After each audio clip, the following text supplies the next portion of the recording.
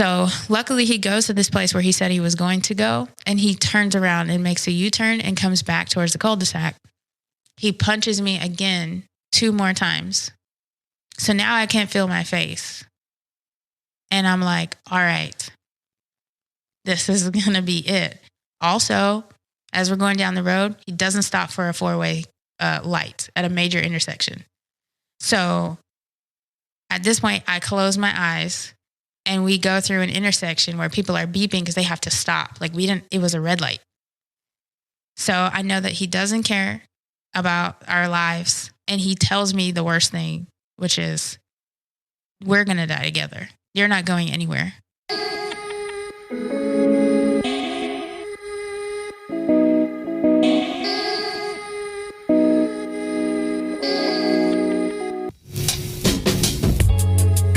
Our stories are what make us unique, but they're also what connect us as human beings.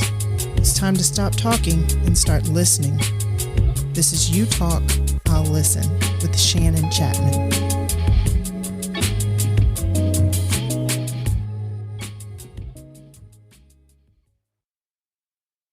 According to the National Coalition Against Domestic Violence, nearly 20 people per minute are physically abused by an intimate partner.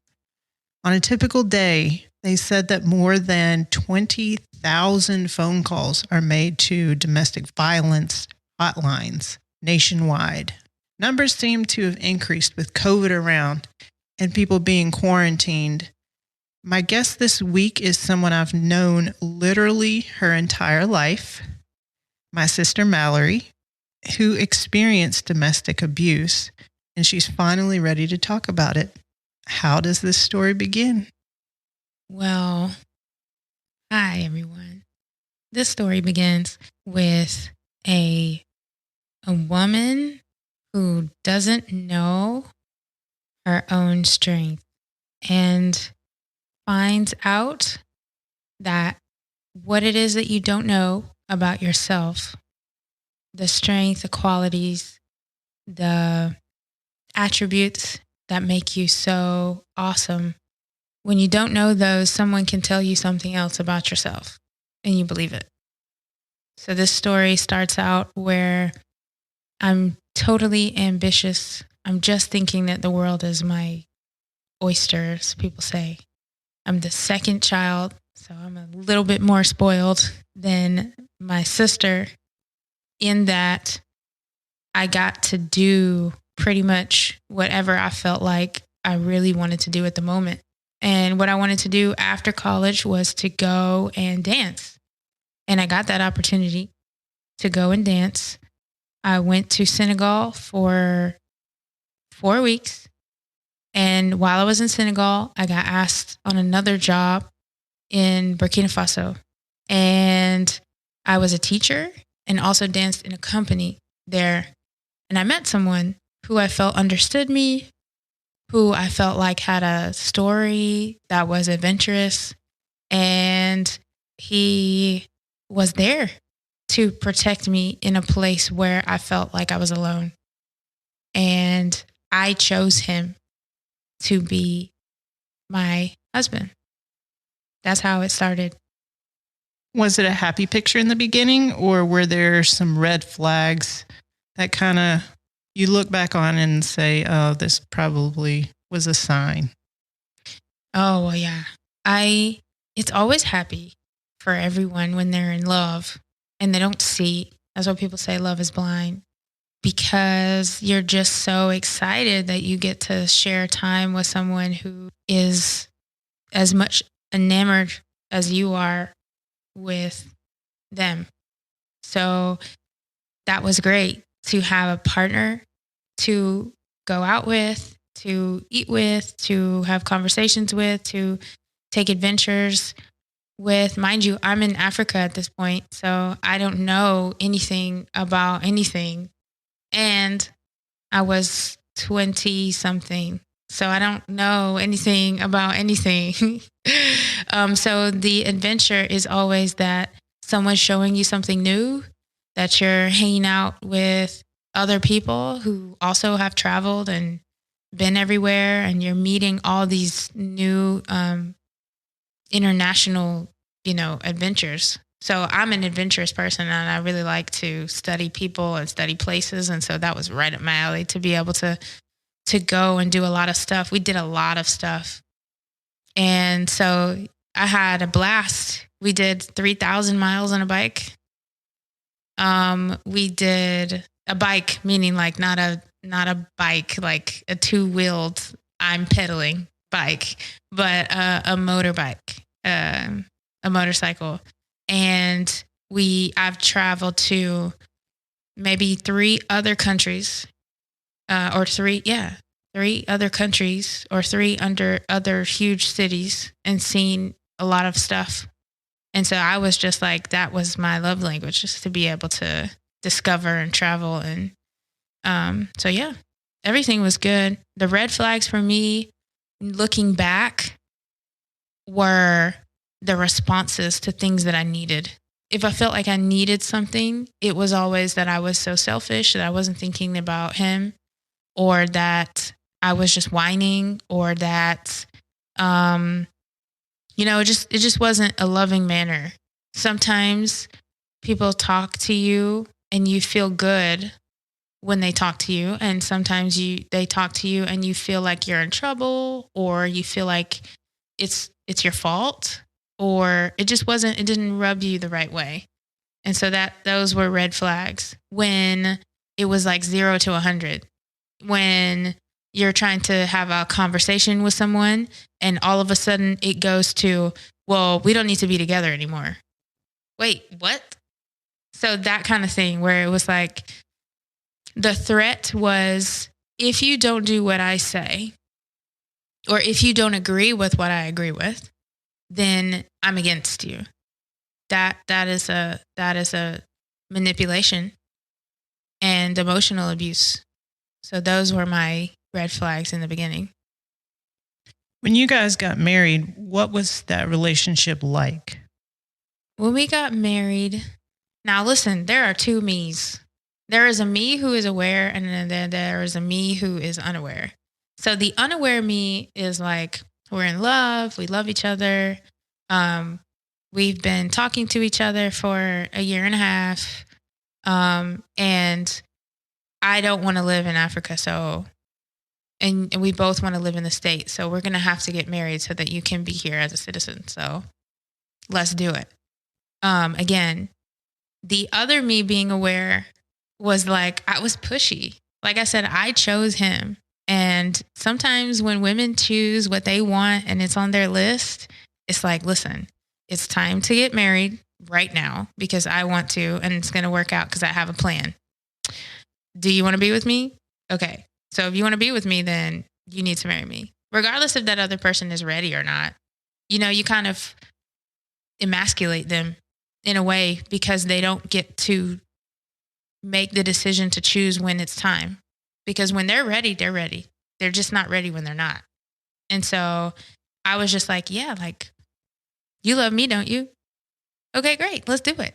I was very much like that, not thinking about anything else, not knowing how much maturity we would need to have in a relationship at all. So it was very much like the very young, we're just so in love with each other and we know absolutely nothing at the same time. That was the extent of our marriage. That was it. He was very concerned about his family because we did it in the States. We got married in the States. And it was a very small ceremony. Just my family, super on the whim. I may have went shopping for like a week to find something at the black and white something, So it's non-traditional, so he would have had to tell his family and his family would have had a chance to come. And the fact that they didn't was kind of like bad luck in a way. But he also justified that for himself because he was like, well, I want to live here and I have to start the green card process. So we have to at least do this and then I can do that later. So that was the justification there. And we had no kids. So, it was just more time to just be ridiculous. because we didn't have any responsibilities as far as children. So, how did this love story go sour? How did this escalate to the point where there was actually violence? mm, I'd say those moments where you feel bad after you talk to somebody, the moments where you feel like, you just feel bad after you talk to somebody. You feel like you're worthless. The places where he could have put some love into his conversation now have escalated to, now I'm calling you names. Now I'm emotionally abusing you and I want you to feel bad. So I'm calling you things like, not a streetwalker, but you know what I would like to say. I'm calling you like, a bad wife. I'm calling you things that are like the no boundaries, like the boundary zone. Like, do not say that. You can't take that back. And so what happens is over time is once you say words and you put them out, you start chipping away at your relationship where you get to a point where you cannot return. And what happened was we had a child. I conceived in Africa. We decided to have it. We were like, yes, let's do it tonight. And when we had her, it was like, where do we want to live? So we lived in Holland for a little while. And then I was like, no, I want to go home. This is my first child. I don't understand what the nurses are saying. I don't understand what anybody's saying. I want my family here. Even though my mom was like, we'll come there when you have the baby or whatever. And I was like, nope, I just want to leave. The stress of having children, people don't realize that's like a real thing. Like you and your relationship, it would be great for you to sit in your relationship, just you two, for a while before you decide to have children. Because the more you know about yourself and the more you know what happens when you guys get stressed out, then the better you'll be able to handle adding another stress into that, which is a kid. How do you take care of it? Your energy, the money, the time that goes into that. So a stressor for us was having my first child and then adopting his child. So I had a 6-year-old at the time and a 2-year-old or a 1-year-old at the time when everything was going. So we had 2 kids instantly. We weren't stable as far as jobs. I knew I was working in the field that I love, which was dancing, but dancing doesn't make enough money because you're an artist and people appreciate you like after you're gone. But you do it for the love of what you do. And so he, not going through the American system of having all these papers that said that he was educated enough, he's automatically put in the category of getting these subpar jobs. And so he went from being somebody in his country, from importing, these great commodities, cars, boats, motorcycles, expensive stuff, getting a lot of money, to being demoted to these menial positions. And so I think as a man, he felt like he was going to come and just have all the opportunity. That's a misconception when you come to the United States, is that, you're going to have opportunity. Do you know what I mean? And there is opportunity there, but it is limited to a certain group of people if you don't have a way in there. And so you would have to really be okay with being at the bottom and working yourself up to the top. And I don't think that he expected that much bottom, because he really, I think as a man, sometimes men feel like what they do and how much they make defines them as far as their worth. So he felt worthless. He felt like he couldn't support his family. He felt like he wasn't the man. He felt like even people calling and checking on him, he couldn't tell them any positive news. So he just felt really down. So the deterioration of our relationship happened when the stresses of having children and trying to figure out how to survive was too much. I was the beanbag. I was the punching bag. So if he felt a certain way about himself, it was given to me. If you're ever in a situation where you have children and there's some things said between each other that are hurtful or physical abuse that's done, they know. But he was calling my name and he told me to come downstairs. And I knew from the tone of his voice that he wasn't very happy with me. But I also was confused because I didn't do anything, because I never felt like I did anything for real. You know what I mean?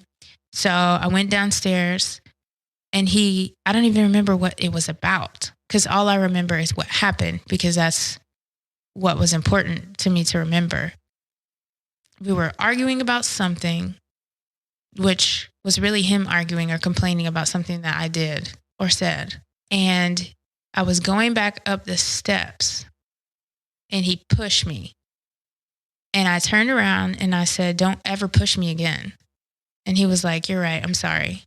But before that, he had threatened to do me physical harm. Like I should slap you or I should, you know what I'm saying? And then it was like he was so upset that as I'm taking my energy away from him and turning around, that he pushed me. And of course, my kid was at the top of the stairs hearing it. So she's yelling down, "Is everything okay?" After whatever. And of course, as a mother, you don't want them to worry. So you go upstairs and you're like, "No, yeah, Dad's just upset." And so she's thinking the whole time, "Mom, you should be punished. What did you do?" Because it's my fault. Because that's the only reason why Dad would ever yell at you is because you must have done something. Because that's what happens to me. If I do something, then I get yelled at. So you must have done something. And so she was confused, at 3. Like, "Mom, what, don't make Daddy mad." That was her thing. So that was the first like physical contact. I didn't have any more physical contact until the end. But I knew it had changed because I used to sleep with a knife next to me and I used to sleep with the kids because every time that he would be upset, I just didn't know. I wasn't sure. It's like an animal. It's like a dog. You have an instinct when you know something's not right and you can't trust anybody anymore. And so when everything was good, it was great. But when everything was bad, it was bad. Like it was like this cloud that loomed over him all day long. And it was like walking on eggshells. Every step, everything that I would say could be something that could set someone off. So I was just passive. "Do you need this? Do you need that? Let me stay out of his way." So sometimes at night, if I felt like he was not in a good mood, I would ask him, "Do you want me to sleep with you?" Or I would fall asleep because of course I am tired. I'm a mother of 2 already. And I'm reading them a book and I'm saying their prayers. And you know what happens when you lay down because you haven't had to sit down or lay down all day. So you fall asleep. And sometimes I would just stay in there. And I planted a knife under there just in case I needed to use it. And I would sleep next to the door and have the kids sleep on my other side just in case I felt like I needed to get up or I felt like I needed to shield them from something. But I didn't. There was a point where I knew that I don't know what to expect. So that was not a place for me. I didn't feel safe. Did you notice changes in yourself? Yes. I noticed that I went from someone who was very outgoing, very outspoken, very determined, very confident to someone that was very quiet, internally challenged, meaning that I couldn't express myself. I didn't know what to think. I would only think about what everybody else wanted. A very negative thinker about myself, feeling like it's my fault, everything. And then just noticing changes in my body. I remember having to look at the insides of my arms, like the soft part that's like the smoothest part of your body, and seeing like these ripples or these wrinkles in my skin and looking at it and like being like, "That's new. I've never seen that before." And every time that I felt stressed, I would look at my arms and my arms there would be like little patches of like wrinkles on the softest part. And I was like, I wonder why that's there. And I remember that distinctly because that's a weird memory to have. Like nobody looks at their arms. So I looked at my arms, that kind of thing. And then just not feeling like, I had air to breathe. Like I was stuck. Like I couldn't do anything or go anywhere without his permission or have my own thoughts or do my own thing without running it by him. Like feeling free. At one point, we had an argument and I didn't feel comfortable. staying there. I took my kid to my friend's house, and that was like several hours away. And I stayed there because I didn't feel safe. And then, of course, we talked on the phone. I gave him the ultimatum, and then I came back. But changes in my body were towards the end. I think also I didn't have an appetite. I was so repulsed by what was going on and so stressed out. I didn't eat. Food didn't fill me anymore. I didn't eat, and now everybody who knows me knows I eat. So that's a thing. Like when I don't eat, that's the only time in my life I didn't eat. But I just wasn't hungry. I would eat a meal, but that would be it. So those were the big changes that I felt in me. I just felt like I was locked up inside of myself, and I wasn't free to be me, and I didn't know who that was anymore because I had someone constantly telling me who I was, and they were all negative things. T and I noticed changes in you as well. Exactly what you said about like, you are outgoing and just happy all the time. And you weren't that. And so it was just weird because that's not you. And you stopped like going on family vacations and things. So it was just like, what's going on there? I think also like at some point you go through this part where afterwards you start blaming everyone, right? It's usually when people get a divorce, they blame the other person or they blame a situation that made things bad. So in that blaming process, I was like really asking myself, like, didn't anybody see this? Like, why didn't someone pull me to the side? Like my mother knows me well. Why didn't she say, are you okay? That was really something that I was also astonished that no matter what happened with me, I didn't have anybody stop me and be like, hey, are you okay? You don't have to do this. Do you know what I mean? So I felt like there was some sort of like pressure, like meaning, for example, I went to grandma's house and I told her like, I'm really just feeling like he just doesn't get it. I don't feel safe. I don't like the way he talks to me. I don't like the way I feel. And she told me, no, it's going to be okay. Everybody goes through these things, kind of like, hang in there. But it was never like, stop. If you feel like you are not safe or you feel like he's emotionally abusing you or you feel like he's not treating you right, you don't have to like hang in there. And it was more like, no, it's good. I think you guys just need some time to talk. I'll keep the kids type of thing. Everything's going to be fine. And from what other people didn't say to me, like not telling me anything, not being like, I've noticed, none of that. I felt like, oh, well, that's what I have to do. Everybody's relationship is like that.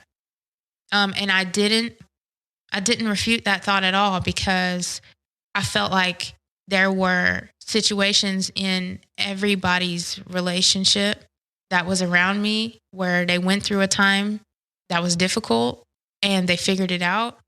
I'm not saying that was entirely healthy. I don't feel like mom's generation and the generation before that gave themselves an out. I felt like it was like, nope, you stay in it. You're almost stuck. It's rather that you stay married with somebody so that you're not in shame of having a divorce or, making it your fault or in some way diminishing you as a woman because now you're used or you're not pure anymore. So it was that kind of like pressure to be like, I got to figure this out. And then of course, our parents have been married so long. You're like, well, maybe this is just hard in the beginning. You know what I mean? And that was really what I was dealing with is trying to be them. You know what I mean? I think there was one person who said something right after we got married. And she was like, you don't have to get married, right? Like, I was just asking the question, like, why did you do this? And, your question is always answered with some kind of like normal response. I love him, right? why wouldn't you want to get married, But she knew the real deal. Like, you don't have to do this, you know what I mean? But I really felt the pressure of, all right, there's a clock. I finished college. I felt like there was the one that got away as well. And so I felt like, okay, this is on me. Like, I have these men available. I need to find one. I need to choose one. And I need to get started on a family. And I felt that pressure. And now the advice is to my kid is like, listen, you got all the time in the world. In fact, it works out better. If you know yourself completely, then you can attract what it is that you want. If you're not aware of all the things that you are and the things that are not healed, you're going to attract some toxic love. And that's what our love was, very toxic. So, what made you decide that you were going to end the relationship? Well, I compiled all of the things that happened to me, and it was kind of like that was enough. I mean, it was just very demeaning. I didn't have anything left. And I think also I felt disconnected from my family and my friends, because that's how you get into situations where you feel stuck, is because you're not allowed to do anything without permission. So I didn't feel like I could just go and be, it was always like you're going to go and cheat on me, or you're going to go and who are you talking to on the phone? It was very much like everything was like controlled.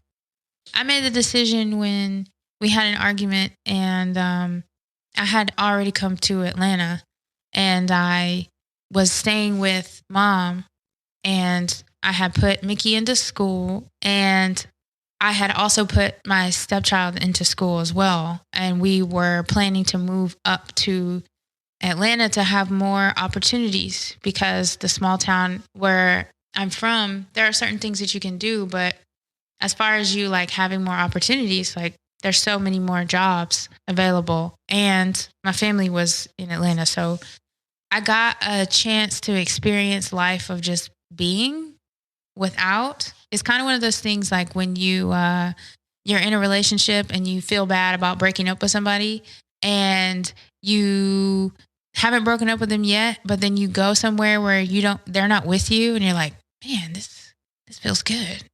So it was kind of like that, where I knew what it felt like to be without him. And I was like, I think I can do this. And I feel like my kids are safe, and I feel like I'm safe, and I don't feel like that when he's around. So we talked, we had a conversation, and in that conversation again, he went to 100. Well, you should just divorce me. Now, have I heard this before? Over the 3 years that we were together, I probably heard that so many times. And because I was so, I don't want to break up, we got to work this out. I was so like, that was like a pain point for me. So he would always go to the pain points. What's going to make her feel like she has to capitulate? What's going to make her feel like make her feel bad?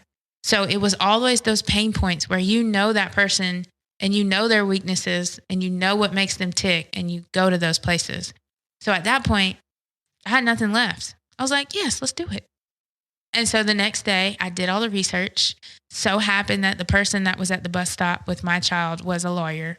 I asked him where everything was, and I knew where to go in the building, what floor to go to, the process I would have to go through. And he was amazed that I did all that, because before I would have been like, no, like, don't say that, And I was like, yes, let's do it tomorrow. And when we were driving there, he was just like, yeah, it's been great, but it's time. Like, he was just trying to press the button to see if I would like turn around, and I didn't do it. And we went through the whole process, and I wrote everything down. And we're getting the copy of our papers as we go down to the bottom of the thing. And he's just like, yeah, it's been sweet. And then once he realized that it didn't affect me anymore, that's when he got really upset. And then he went into like anger, because he didn't have anything left. When they don't have anything left, you're pushing them over the edge, because again, it's like a big tantrum. If manipulating you didn't get it, if threatening you didn't get it, and you aren't at all fazed by that anymore because you're like, well, that's what you did last time. Like, you can't do anything else to me to hurt me. Then it went to like physical. So then that week, he was calling and calling and calling. And sometimes I'd pick up, sometimes I wouldn't. Sometimes I'd be busy, but I was safe inside my family house. So he was like, come out. I want to talk. So we talked in his car, and he started telling me all these things that were my fault. I came here. It was your fault. You're terrible, blah, blah, blah. You, this and this and that. We're using cuss words now. I'm the most terrible person on the planet. It's all my fault. And he punches me with his right hand while he's driving with his left hand. At this point, I'm stunned because I'm like, first of all, I've never been in a fight. So I don't know what it's like to be punched. That was stunning to me. And I started like kind of shrilling, like screaming, like, oh my God, like shrilling. And of course he's like, be quiet. Don't say anything. I'm going to tell you how this is going to go down. So now I'm in a car with a person who's pushed over the edge, who doesn't have anything left, who doesn't have a family, who doesn't have support, money, anything. I am his everything, and I'm telling him that I'm leaving. So he's like, doesn't feel like he has anything to lose at this point. So I'm thinking that I'm going to die. So we leave the cul-de-sac and we start to drive down the street. And he's telling me, I'm going to pull over right here and I'm going to beat you up. Because the pain that you're going to feel physically is the pain that you caused me. So it's only right that I should, because it's you who did it. So I'm thinking like, all right, this is going to go down one way or another. And I'm either going to lose my life trying, or he's going to get messed up.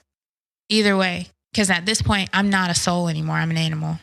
And he's an animal. He's outside of his soul. We're outside of love. We're on that dangerous space where we are surviving. And when you survive, you don't think, you just do. So I was talking to myself like that. Like, you're going to have to decide what to do. So luckily he goes to this place where he said he was going to go. And he turns around and makes a U-turn and comes back towards the cul-de-sac. He punches me again 2 more times. So now I can't feel my face. And I'm like, all right, this is going to be it.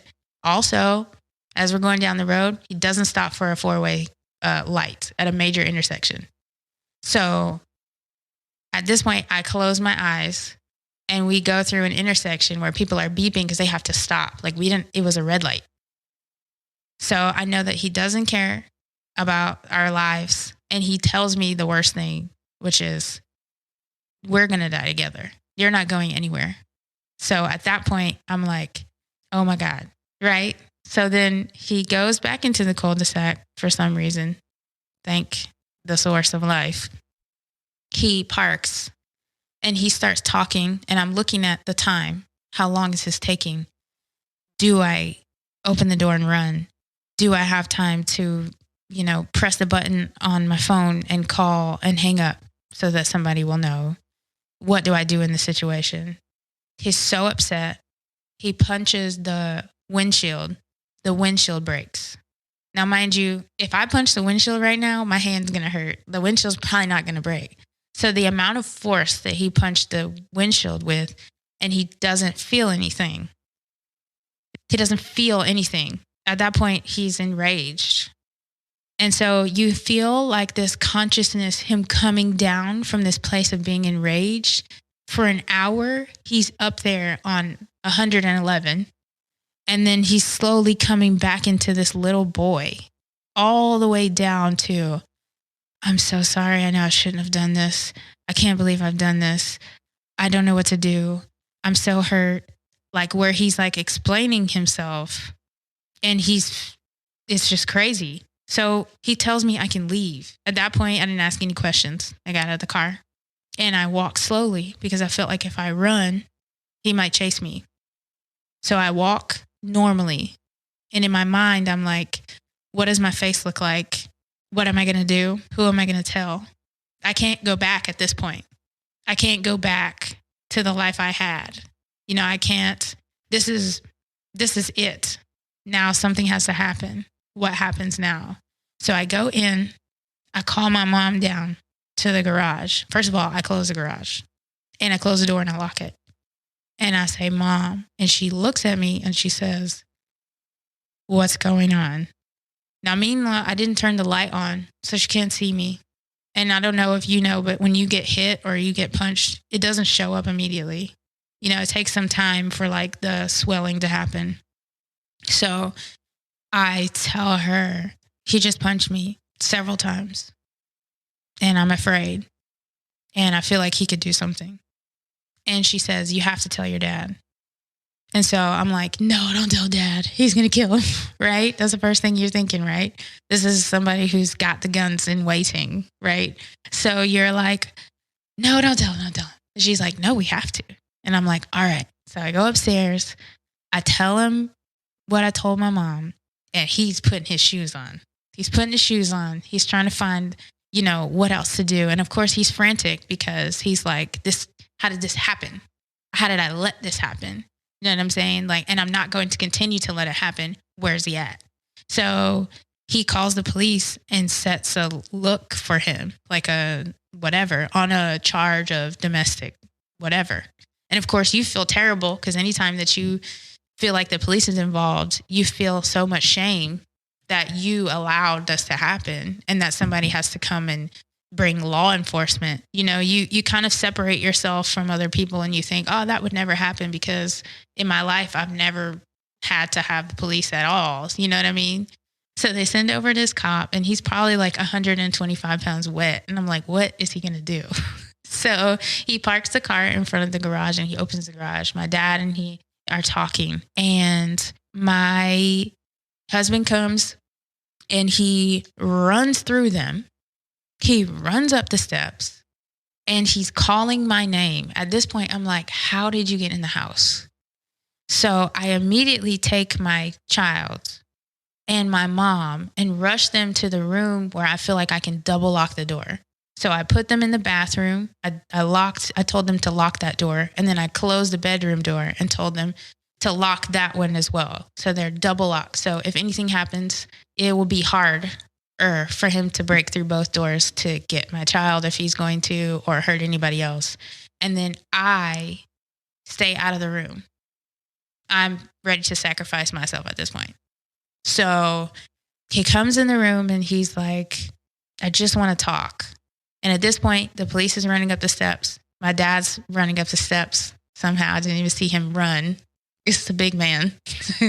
And they're saying, get on your knees. Get on your knees. So that, you know, the moment in the movie and the things that you watch where people have to get on their knees and put their hands behind their back. And you're seeing this person that you fell in love with. He's not scared. He's sad. And he's broken. And you see him and you have to let that happen.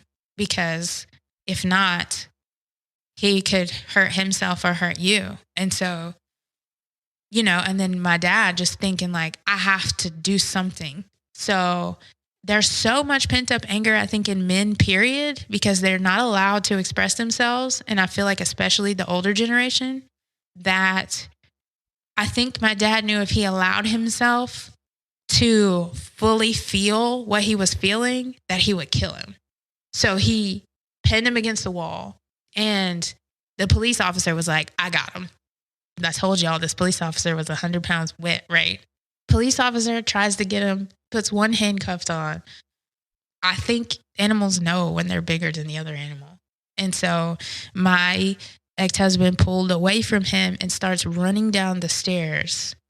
The police officer gets the taser out and he shoots the taser. The taser has like several little things. So I think some of the taser went into him and the other went into the wall. And then he shot again, and I think it was the same thing. But he ran off. So now, not only did all of that happen, but I don't know where he is. So tomorrow, I have to face the idea of taking my kids to school and him knowing where I'm at. So I printed these things that said, this man, do not allow him to come anywhere near you. He's not allowed to pick up the children. He's not allowed to do any of that. And Of course, they sent a marshal to the house too. So I had these marshals. I don't even know what a marshal is. And they're like, can you tell me where you think he would be? Give me all the numbers, give me all the email contacts, give me everything where he could be. And so I did that. But there was also this idea like, I mean, it's just crazy to think I want you to find him so that I can feel safe. But I'm also afraid that in the meantime, while you're looking for him, that now that I have turned him in, or that I've, done the worst thing, I guess, that you could feel like as a traitor to the person that you love, there's nothing holding him back from killing me or taking my child. So it was just a time where when I went to work, my mom and my dad would drive me and we would all be together in one car.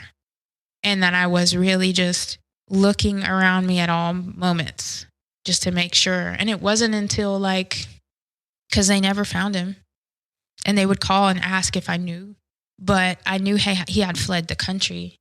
So, my parents, of course, how do you know he's gone? I'm like, I don't. I just know that I don't think he's here.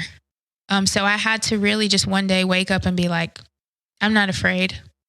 I don't have to be fearful. That the universe is going to take care of me and that I'm going to be safe and my kids are going to be safe. I just had to be brave every day. Just be like, I accept.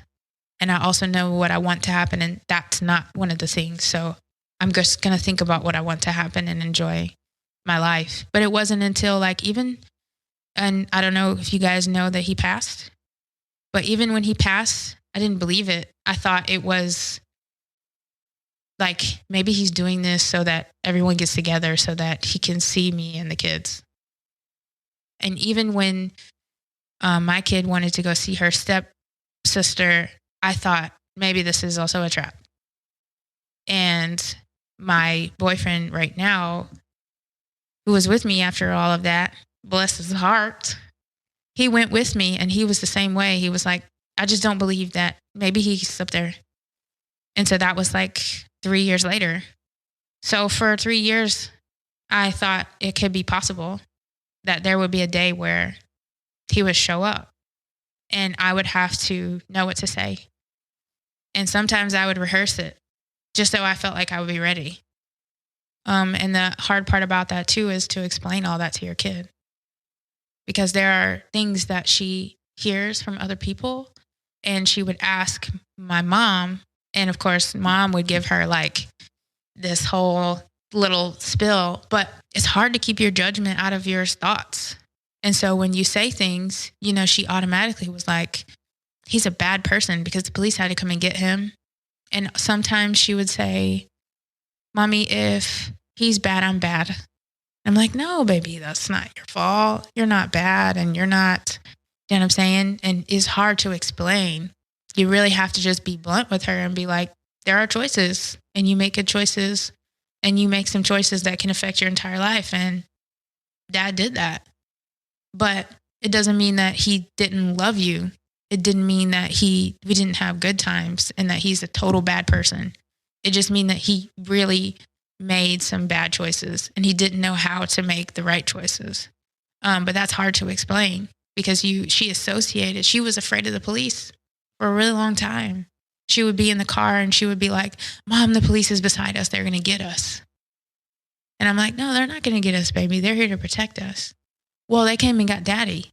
So if they got Daddy, they can get us. It was like, we don't, it was hard to delineate between good and bad because in life, that line is super undefinable. You know what I mean? It's just judgment. So she had some PTSD a little bit. And then I definitely had some and I didn't realize I did.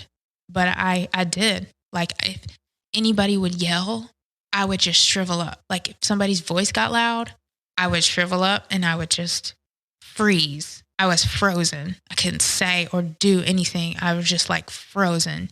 So sometimes in my relationship now, I'm with somebody who's the loudest person on earth.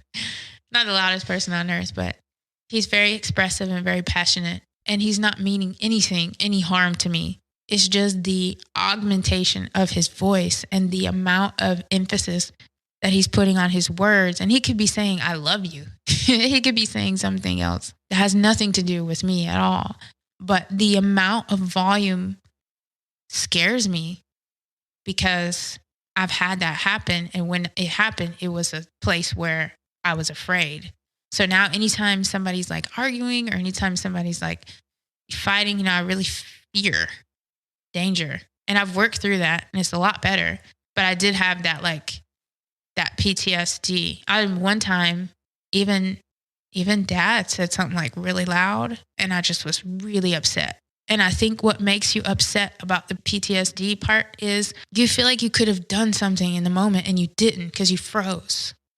So if someone yelled at you or someone said something that hurt you and you were so traumatized that you couldn't speak up for yourself or you can't protect people.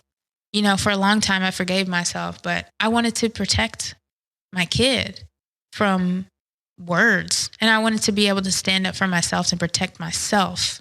And I wanted to be able to yell just like that, right back. But there was nothing coming out. I would freeze up. And that makes you upset and very frustrated with yourself because now you feel like, and you didn't do anything, but there's so much of a blockage inside of you that you're just stunned and you just stop. What misconceptions do you think people have about people who are in abusive relationships? I think misconceptions are that it looks like somebody. Like you can put somebody who would be abused as like you can draw them, like you can characterize them. You can say that they are of lower caste, they are those people.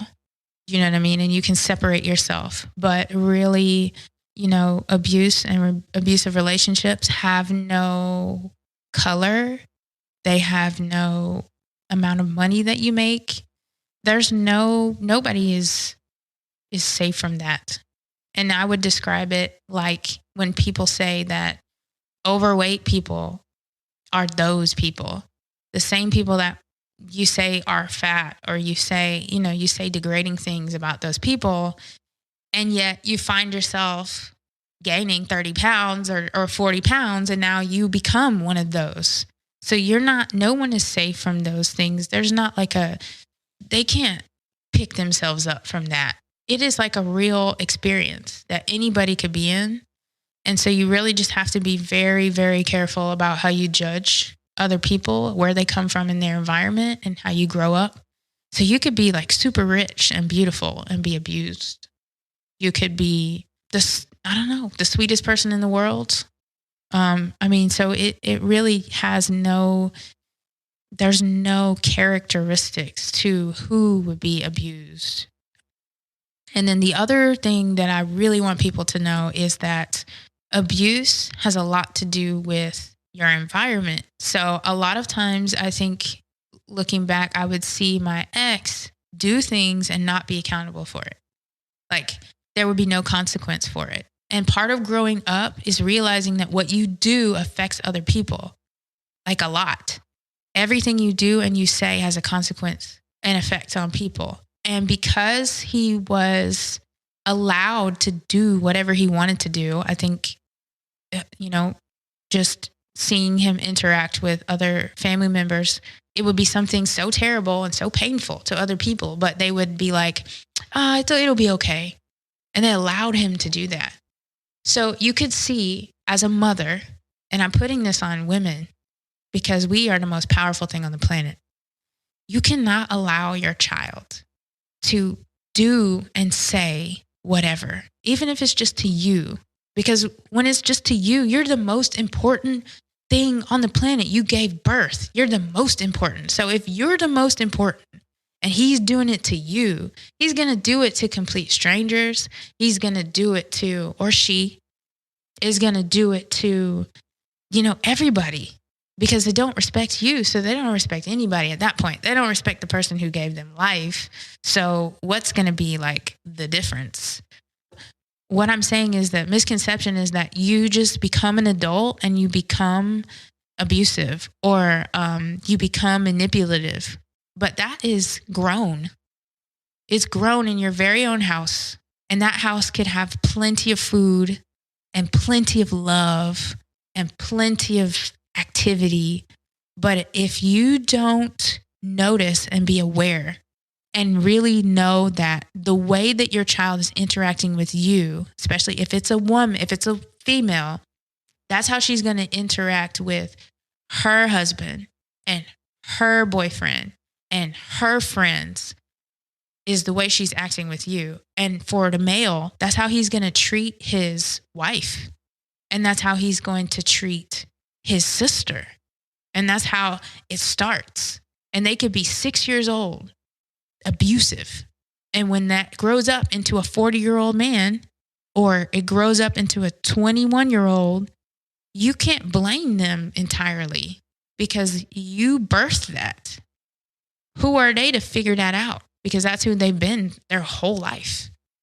And there's no support for that when they get there. It's too late. So that is the most important thing. It's not that person. It's you. It's your family. It's you as a parent. It's you as a mother or a father allowing these things to happen. Oh, and the other misconception is that it's easy to leave. Well, why don't you just walk out? Why don't you just leave? Well, why don't you just stop pouring yourself a glass of wine? Why don't you just stop eating? Like, those are simple demands on a complex problem. So no, you can't just do that. And the only thing that made me leave for real was my kids. Knowing that I didn't feel safe and it wasn't their fault that they put themselves in this. They were born to me and I am their protector. And if I don't feel like they're safe, then I gotta leave. But that was only because I had a great childhood of, my mother showing me what a mother should be, which was unconditional love, and her effort at taking care of my safety and my needs, my basic needs. But if you haven't had that and you were in a family where you were neglected or you were left or abandoned, then you would be totally okay with letting your kids stay in that situation because that's the same situation that you were in. So I think that was the only reason why I was like, I don't want my kids to do this. I didn't care about myself. Because when you get into a relationship where you stay there, you really start believing everything that you're told and believing that you're not good and you're not, beautiful and you're terrible at this and that. And you start believing that. So you don't really think about yourself. You think about your kids. Kind of piggybacking off of what you said, I think that most people would look at you, people who've known you, and say, well, she's always been strong. And I think they would wonder, like, how does someone who is strong end up in an abusive relationship? I would think that, because even I had, one of the most special people in my lives, one of my teachers, she would be like, yeah, she just, like, I describe her as like a duck. She just lets things roll off her back. You know what I mean? And that's a compliment, but at the same time, it's not. Because in society today, everything is moving so fast and everything is, again, we don't want to hear that. We don't want to hear you be a woman and be expressive, and we don't want to hear what you think. And we'd rather just see action. I want to see action because action makes money, so it's less about the healing and more about the grinding, about making money or about, getting the job done. And that is what the definition of strength is.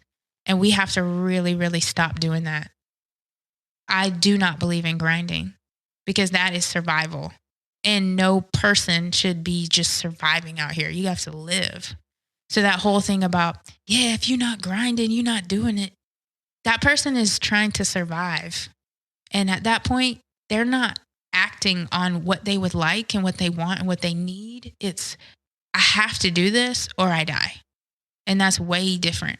And so I think seeing people just bite the bullet and wake up every day and go through pain and go through anxiety and go through worry and just push and push and push and take 24-hour energy pills and do whatever they have to do to get the job done. That in our society right now is being a hero. And that's completely wrong. Because what happens is when you hit that wall, you go in a hole. And now you don't know how to get out because you don't know how to express yourself. You don't know what you want. And all of the work and the years of pushing got you right back to this hole that you're in. So you start at square one anyway. So I have redefined what strength looks like to me. Strength for me is somebody who allows themselves to be vulnerable and knows that they trust their inner self, their instinct, and their voice within. When something doesn't feel right, it doesn't feel right. When you need something, you need it. And allowing yourself to feel, and in that feeling, asking yourself what it is what made you feel that way and what you need to help you. So for the people in our society who they always get labeled as, you're so sensitive. Darn right, I'm sensitive. I'm sensitive because I have to know what I need, and I need that. And I have to be able to stand up for myself and express myself. I'm not going to, rub it off and say it'll get better. I'm going to be proactive in making my life better every single day. And it's not about you and what you think. And it's not about my job and how hard you think I'm working or whatever. It's like, it's just between me. So strength for me is about being vulnerable and being aware and expressive, where before it was about ignoring everything that you feel and just keeping it moving. And that was seen as strength. Oh man, she's so strong. She, went through a divorce and she's still happy and working. And are they really happy? Are they really good? Because they're not. And those people out there grinding have had some terrible things happen in their life, and they're trying to figure out how to survive. And that's the only way out. I don't want to live like that. That's not strength to me. That's survival. What's the blessing that comes from this experience? Well, I would say that if you're a positive person or you just seem to be optimistic, you would be like, I don't really know what to say about this. How could this be positive? You could think about, well, my child lost her father. It was my fault that I put her in that situation.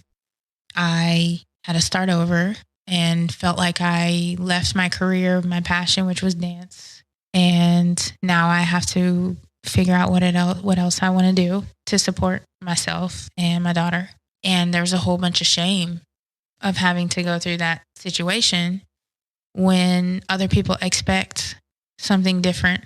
So the blessing in it was that you're awake. I'm awake now. I was asleep. I was doing everything that I thought I should be doing, and I wasn't living for myself. I didn't make decisions based on what I had as a vision for me. I just made it based on what I thought society was doing, what other people were doing. And so I'm awakened to how much power goes into rebuilding yourself and how much courage goes into waking up and seeing the world without feeling like you're less than, building yourself up and really believing again in who you are, but in a different way, like really just redefining myself. Also, the blessing is I can see it. I can see it in other people. So if I, come in contact with, a situation where I feel like, that guy's not a good one. Like I can see it. I can see the signs. I can tell. Or it could be, the same way with a woman. If they are manipulative, they may not be hitting you or, whatever. But if they're putting you down and, discouraging you all the time and telling you not worth anything, or using those pressure points over your head to manipulate you. And that's also the same thing. Like emotional abuse is way worse than the physical abuse. Sometimes you wish they would hit you because the words you take with them forever, you take them forever and they cut so deep and you can't take them back. So the blessing is that I'm awake, that I've awakened to my power, my true power of authenticity, that I do not allow certain things in my life. I have boundaries. I have more respect for myself and more like self-love. Now, this comes with a segue of 5 years of feeling like, from 2015 to 2020, to feeling like I'm motionless and stuck. Even my partner would ask me, like, what do you want to do in life? Like, I just want to make you happy. Like, what is it that you want to do? Like, whatever you want to do, even if it's nothing. And I'm like, I seriously don't know. I have no idea what I want. I have no idea who I am and what I want. And so that was a hard thing to acknowledge, that, you imagine all these things when you're a little girl and when you're younger, and you have all these dreams, and then all of a sudden all those dreams are wiped from you, and you're like, I don't know what I want to do. That's a frustrating place to feel useless. So if somebody out there's listening and they're feeling like, I really don't know what I want to do, like, I want to be that for you. My blessing is that my purpose now involves helping people rebuild themselves, helping people see the truth behind the lies they tell themselves and about what other people say about them. It's so funny when you get out of that hole, because you look at it and you're like, man, I put myself in that hole, and none of it is true. I'm awesome. And I want to help people get to that moment where they can be awesome, because the purpose actually lies in you knowing your worth. You don't actually have to do anything or be anything per se. The purpose is when you are a light for other people. And when you become that light, when they have a little less light or they can't see, you can help them see for a moment until they can't see. And that's the purpose that everybody has on the planet as a physical being, is to be a light in the form of love and acceptance and non-judgment. And that's what I want to be for other women.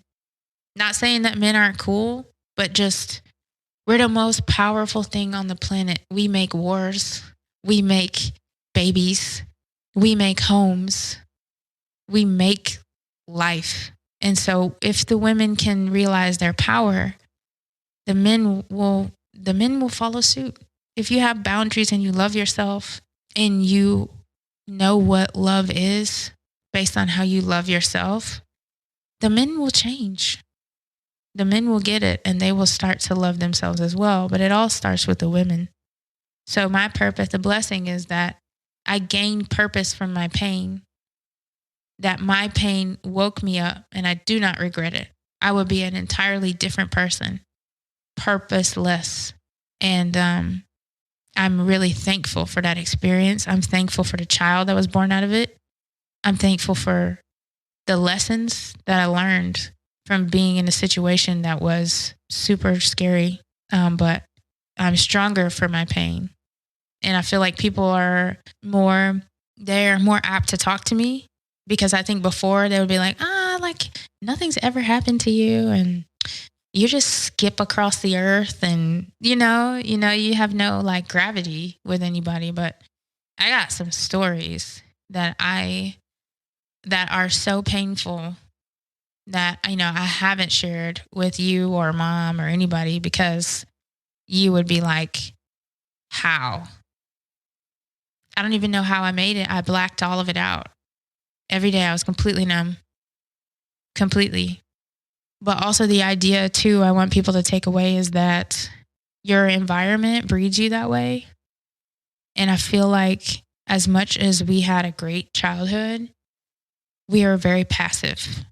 So if anything went on, we did not express it. We didn't talk about it. We just skipped over it.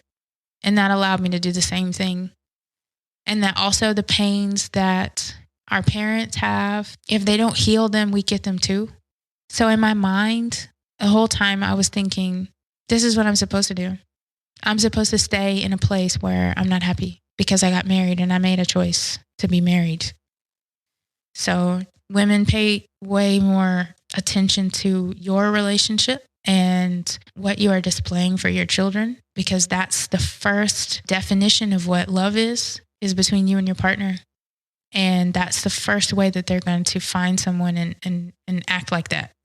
So it's not them. It's not your kids that you have to worry about so much. It's you, how you interact with your children and how you interact with your spouse, what they see is you. It's always you. Start with yourself first and they'll be good. If you're not good, they're not good. Little sis, I did not know the full story. So thanks for being so open. And I think that this will help someone. Sure. I hope it does. I really do hope it does. And if anybody wanted to reach out to me to talk about it, that's also important. That even if you got out of the situation, that you go back and you figure out why you got in it the first place. Because if not, you're going to do it again. You want to give your social media? Sure. You can find me on IG at Bella Yemaya. That's BellaYemaya. And you can also find me on Facebook at Mallory Lee. It's Mallory Lee, Lee, like Bruce. And I'm always open for great discussion, but healing is the number one. All right, thanks.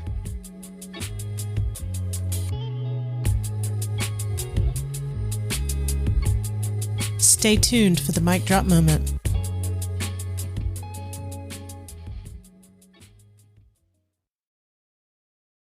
If you haven't heard about Anchor, it's the easiest way to make a podcast. There's creation tools that allow you to record and edit your podcast right from your phone or your computer. Anchor will distribute your podcast for you, so it can be heard on Spotify, Apple Podcast, and many more. You can make money from your podcast with no minimum listenership. It's everything you need to make a podcast all in one place. And guess what? It's free. So download the free Anchor app or go to anchor.fm to get started.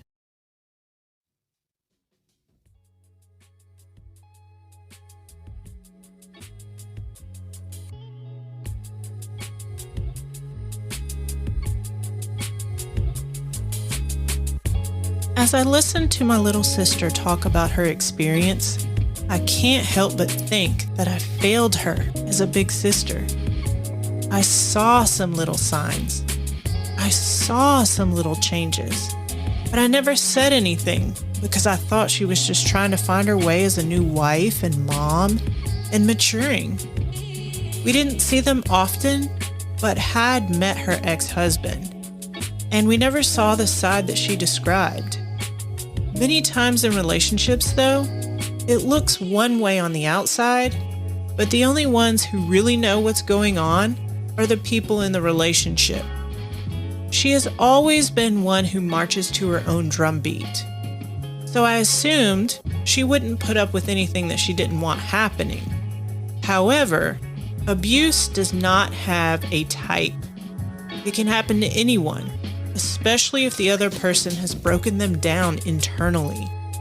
If this conversation taught me anything, it's that you need to check in with the people you love.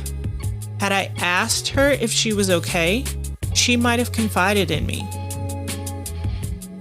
Yes, every marriage has its struggles. It can get rough, and you do have to hang in there. However, if you feel like you need to sleep with a knife under your pillow because you don't know what your spouse might do, that is not normal. As husband and wife, your spouse should be where you feel the most safe physically and emotionally. Your husband should be your protector. It sounds like he was her protector in the beginning, but the stresses of life changed something in him. Perhaps if he had gotten some support with his mental health, this story would have played out differently. Many times we blame our partners for the bad in the relationship, but the truth is that if we just work on ourselves, it usually helps to improve the relationship. If you don't love and respect yourself, if you don't know your worth, you open yourself up to abuse from someone else. It's easy to listen to this story and say, well, it wouldn't be me. I would have done this, or I would have done that. But if you've never been in this situation, you don't know what you would have done. Her analogy for people who say, well, you should have just left, was great because I can relate to that particular situation even if I've never been in an abusive relationship. I know how hard it is for me not to eat certain things when I'm trying to lose weight. I should just stop eating so much, but it's not that simple. Just like it's not that simple when we look at her ex. From the story, you might say he's a terrible person, but if you really think about it, the line between good and bad is often blurred when we're talking about people. Everything about him wasn't bad, and I know that he loved his child. He made terrible decisions that greatly affected other people, and he had to deal with the consequences of those decisions. We all make bad decisions from time to time because we're human, and we aren't always going to get it right. It's just that some terrible decisions have a bigger effect on you and the people around you than others, for which we can expect greater consequences. Generational trauma can play a large role in our decision making. A lot of jewels were dropped in this conversation, and I feel like we could talk and expand on this all day. But I want to leave you with this. Be brave, be you, be vulnerable, be a light, love yourself, and love others. Thank you for tuning in to episode 1 of season 2. I'm so excited for what's to come and to bring you new stories and new guests. Join us on social media using the links in the show notes to chat it up and get an inside look at what's happening this season. And if you like what you hear, well, we'd appreciate a 5-star review in your podcast app. Grace and blessings.